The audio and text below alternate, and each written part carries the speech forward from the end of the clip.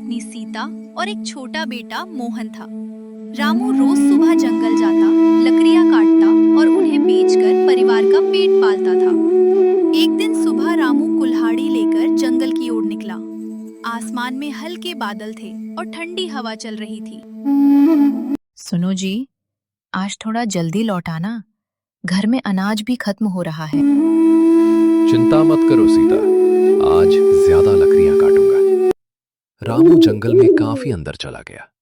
वहां उसने एक ऐसा हिस्सा देखा जहां वो पहले कभी नहीं गया था। जंगल के बीचों बीच रामू को एक अजीब पेड़ दिखाई दिया। उस पेड़ के पत्ते सुनहरे रंग के थे और धूप पड़ते ही चमक रहे थे। रामू हैरान होकर पेड़ के पास गया। वाह, ऐसा पेड़ तो मैंने जिंदगी में कभी नहीं देखा। जैसे ही उसने कुल्हाड़ी उठाई, अचानक पेड़ से आवाज आई, रामू, मुझे मत काटो। रामू डरकर पीछे हट गया। कौन है? इस पेड़ की आत्मा हूँ। यदि तुम मुझे नहीं काटोगे तो मैं तुम्हारी मदद करूंगी। रामू ने कुल्हाड़ी नीचे रख दी। मैं गरीब जरूर हूँ, लेकिन बिना वजह किसी को नुकसान नहीं पहुंचाऊंगा। पेड़ चमकने लगा और उसके सामने एक छोटी थैली गिर गई। रामू ने थैली खोली।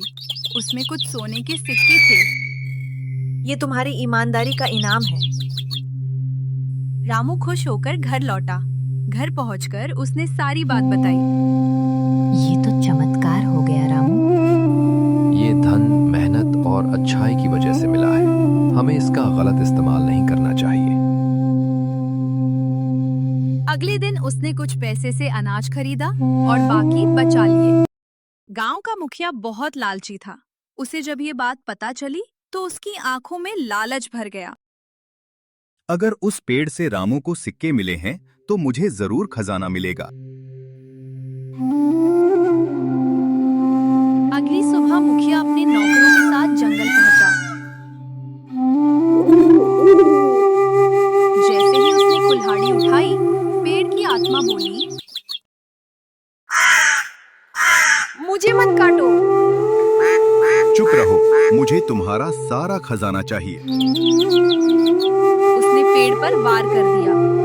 अचानक तेज हवा चलने लगी। आसमान काला हो गया और मुखिया के हाथ से कुल्हाड़ी छूट गई। कुछ ही देर में उसके सारे सोने चांदी के गहने गायब हो गए। डर के मारे वो गांव भाग गया।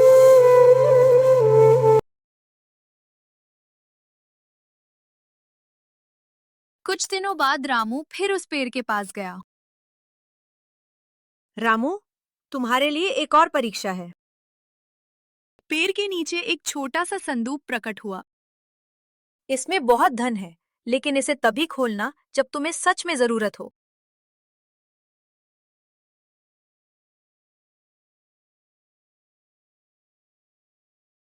रामू संदूक घर ले आया, लेकिन उसने उसे नहीं खोला। दिन बीतते गए। एक दिन गांव में भयंकर सूखा पड़ गया।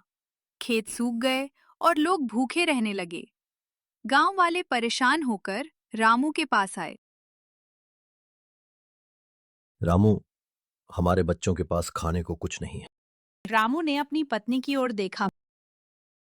अगर भगवान ने हमें मदद दी है तो हमें दूसरों की मदद करनी चाहिए। रामू ने संदूक खोला। जैसे ही ढक्कन खुला, उसमें से सोने के सिक्के नहीं, बल्कि गेहूं, चावल और दाल के बोरे निकलने लगे। पूरा घर अनाज से भर गया। रामू हैरान रह गया। ये कैसा जादू है? तभी आत्मा की आवाज सुनाई दी।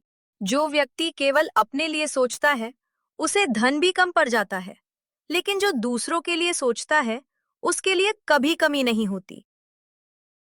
रामू ने पूरा अनाज गांव वालों में बांट दिया। उस रात रामू को सपना आया। सपने में वही आत्मा उसके सामने प्रकट हुई। रामू, अब समय आ गया है कि तुम्हें सच बताया जाए। कौन सा सच? मैं कोई साधारण आत्मा नहीं हूँ। कई 100 साल पहले मैं इसी गांव का एक गरीब किसान था। मैंने जीवन भर लोगों की मदद की। मरने के बाद मुझे इस पेड़ की रक्षा करने का काम मिला। रामू ध्यान से सुनता रहा। मैं ऐसे इंसान की तलाश में था जो लालच से दूर हो। तुमने हर परीक्षा पास कर ली। अगली सुबह रामू फिर जंगल पहुंचा, लेकिन इस बार वो सुनहरा पेड़ वहां नहीं था। उसकी जगह एक साफ झरना बह रहा था। उस झरने का पानी पूरे गांव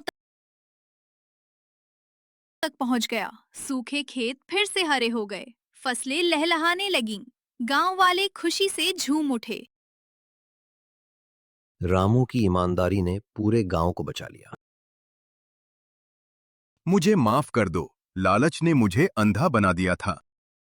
गलती मान लेना ही सबसे बड़ी बहादुरी है। कुछ वर्षों बाद रामू गांव का सबसे सम्मानित व्यक्ति बन गया। उसके पास धन तो था, लेकिन उसे अपनी ईमानदारी और दयालुता पर ज्यादा गर्व था। लोग दूर दूर से उसके बारे में सुनने आते थे, और जब भी कोई उससे सफलता का राज पूछता, वो मुस्कुराकर कहता, सच्ची दौलत सोना चांदी नहीं, बल्कि अच्छा दिल और नेक काम है। इसके बाद पूरा गांव खुशहाली से भर गया और रामू की कहानी पीढ़ियों तक सुनाई जाती रही।